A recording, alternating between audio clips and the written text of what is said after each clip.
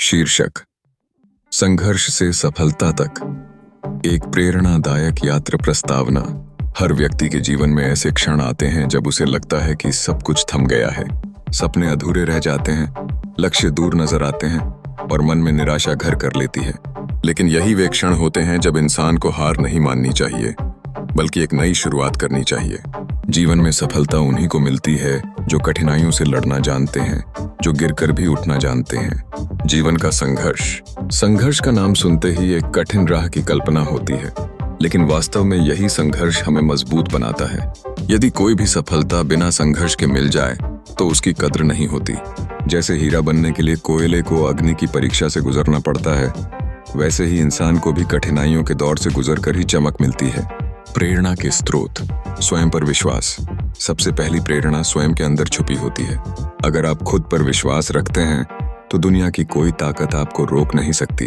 दूसरों की कहानियां: अब्दुल कलाम, महात्मा गांधी, स्वामी विवेकानंद, ओपरा विनफ्रे, ये सभी महान व्यक्ति कठिन परिस्थितियों से निकलकर ही सफल हुए। उनकी जीवन यात्रा से हमें सीखने को बहुत कुछ मिलता है। प्रकृति से प्रेरणा: एक पेड़ को बड़ा होने में समय लगता है। वह बीज के रूप में धरती में जाता है, अंधेरे में बढ़ता है, संघर्ष करता है और फिर विशाल वृक्ष बनता है। उसी तरह हमारी सफलता भी धीरे धीरे आकार लेती है। असफलता: सफलता की पहली सीढ़ी।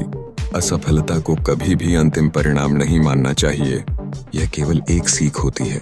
जब थॉमस एडिसन ने हजारों बार बल्ब बनाने में असफलता पाई, तब उन्होंने कहा, मैं असफल नहीं हुआ, मैंने 1000 तरीके खोजे जो काम नहीं करते।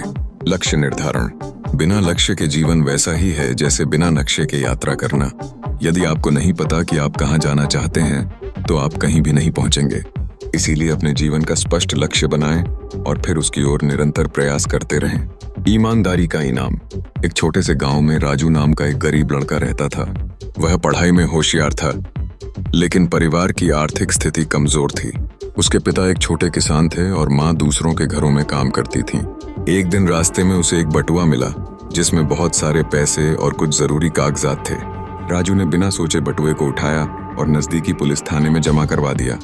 थानेदार ने उसकी ईमानदारी देखकर बटुए के मालिक को बुलाया। जब वह आदमी आया तो उसकी आंखों में आंसू थे। वह एक बड़ा व्यापारी था और उस बटुए में उसकी कंपनी के जरूरी कागजात थे। उसने राजू की ईमानदारी से बहुत प्रभावित होकर उसकी पढ़ाई की पूरी जिम्मेदारी उठाने का वादा किया।